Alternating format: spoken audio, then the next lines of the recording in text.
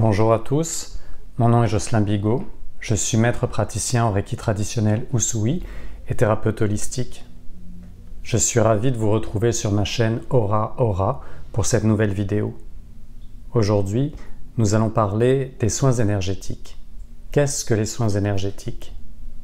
En effet, lorsqu'on me demande en quoi consiste ma pratique, que j'explique qu'en tant que praticien en soins énergétiques Reiki, je travaille avec l'énergie pour contribuer au mieux-être des personnes qui me consultent, on me pose alors généralement la question « Mais les soins énergétiques, c'est quoi exactement ?»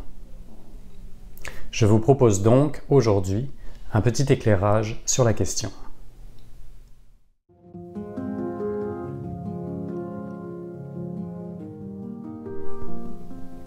Il existe aujourd'hui un large éventail de thérapies dites complémentaires à la médecine conventionnelle. On peut citer la phytothérapie, l'ostéopathie, la réflexologie, l'acupuncture, l'aromathérapie, la naturopathie, la sophrologie, l'ayurveda ou les soins énergétiques. Ce ne sont que quelques exemples parmi la vaste gamme de choix offerts pour améliorer la santé et le bien-être en général. Mais comme leur nom l'indique, les thérapies complémentaires sont un complément, un plus dans le bien-être de l'individu. Elles ne sont pas un substitut et donc elles ne remplacent en aucun cas la médecine conventionnelle. Elles l'accompagnent. Les soins énergétiques, eux, regroupent plusieurs pratiques thérapeutiques, comme le shiatsu, le qigong, le tai chi, le reiki ou le toucher thérapeutique. Toutes ces pratiques reposent sur le même principe selon lequel il existe des champs d'énergie complexes et dynamiques qui circulent autant à l'intérieur qu'à l'extérieur de toute matière et de tout être vivant. Tout est énergie.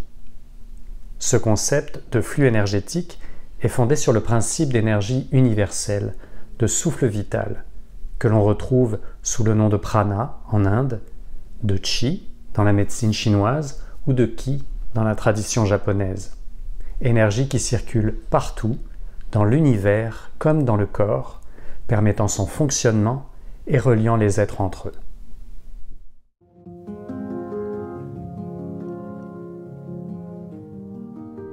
Depuis 5000 ans, l'antique tradition spirituelle de l'Inde parle dans les textes védiques d'une énergie universelle, le prana. 3000 ans avant notre ère, les Chinois énoncèrent également le principe d'existence d'une énergie vitale universelle, le Qi, dont est composée toute matière. Cette énergie universelle est considérée comme l'élément constitutif de base et la source de toute vie. Tout dans l'univers est composé de molécules qui vibrent à différentes fréquences.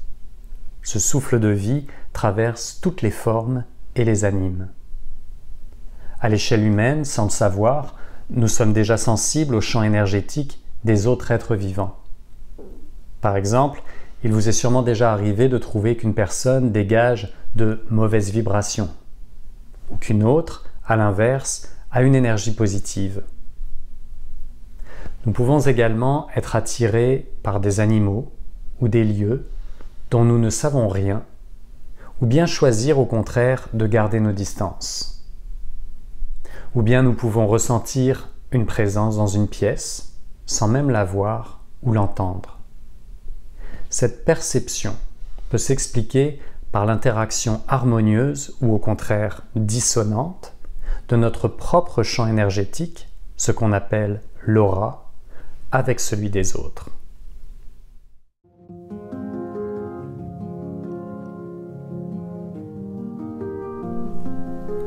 Le champ d'énergie humaine, l'aura donc, est une des nombreuses manifestations de l'énergie universelle.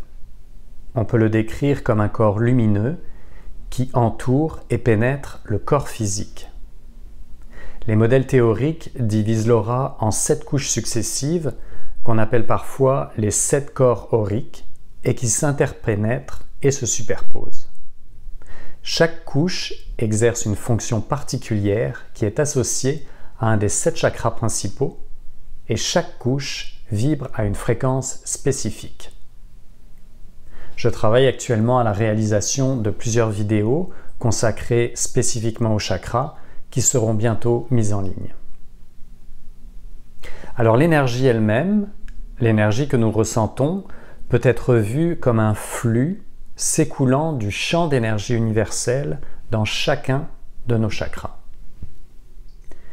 Chez l'être humain, les molécules situées dans notre corps vibrent constamment et émettent des fréquences positives ou négatives. Si l'équilibre de cette énergie est préservé, l'organisme est en bonne santé. À l'inverse, des problèmes mentaux, émotionnels ou des maladies physiques sont les témoins du déséquilibre de notre organisme et de fréquences vibratoires basses.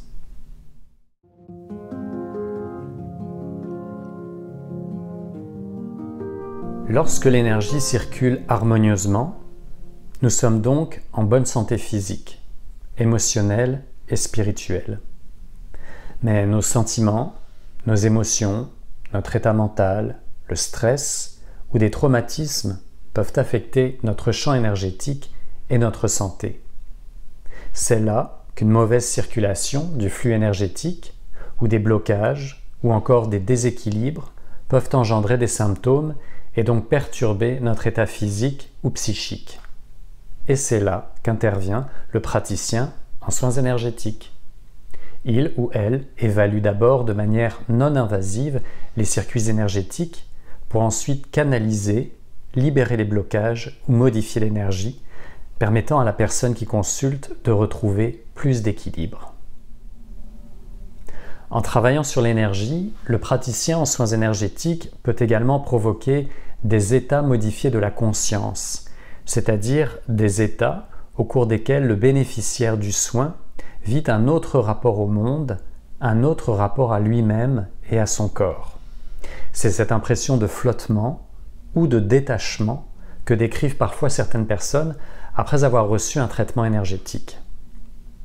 Au fur et à mesure que les blocages sont libérés et que les chakras sont équilibrés, le processus peut engendrer une variété d'émotions ou de sensations physiques, comme de la fatigue, de la colère, de la tristesse, une sensation de vide ou des étourdissements. Mais c'est tout à fait normal et il faut souvent un certain temps pour que l'équilibre énergétique se stabilise. De son côté, pour percevoir le champ d'énergie humaine, le praticien doit non seulement étudier et pratiquer, bien sûr, mais il doit aussi acquérir une maturité personnelle qui implique des transformations internes dans le but d'affiner sa sensibilité. Je vous en parlerai dans une prochaine vidéo. Donc comme vous l'avez compris, nos corps énergétiques sont étroitement liés à notre corps physique et psychique, et les soins énergétiques peuvent donc aider à soulager certains traumatismes physiques et émotionnels. Tous les traumatismes que nous portons, physiquement, émotionnellement et psychologiquement, ont un impact sur le bon fonctionnement de nos centres énergétiques, les chakras, et inversement. Alors on pense souvent qu'il faut être quelqu'un de très spirituel ou d'hypersensible pour être réceptif aux soins énergétiques. Mais en fait, il suffit d'être ouvert, sans attente particulière, pour profiter de leurs bienfaits. La thérapie de soins énergétiques est utilisée pour soulager divers problèmes de santé et complète donc de nombreuses autres formes de traitement et de thérapie. Alors combiner des thérapies holistiques comme le Reiki avec des traitements de santé conventionnels peut nous aider à optimiser notre santé et notre bien-être. En fonctionnant conjointement, ensemble, les différents modes thérapeutiques peuvent soutenir, équilibrer et restaurer efficacement notre corps et notre mental. Voilà, j'espère que vous en savez à présent un peu plus sur ce qu'on appelle les soins énergétiques. Si vous avez aimé cette vidéo, je vous invite à liker en cliquant sur le pouce levé juste en dessous. Vous pouvez également vous abonner à la chaîne et me laisser une question ou un commentaire. Cela me fera toujours plaisir de vous lire. Finalement, vous pouvez vous rendre sur mon site web aura-aura.ca pour plus d'informations sur ma pratique. Je vous dis à très bientôt et d'ici là, prenez bien soin de vous.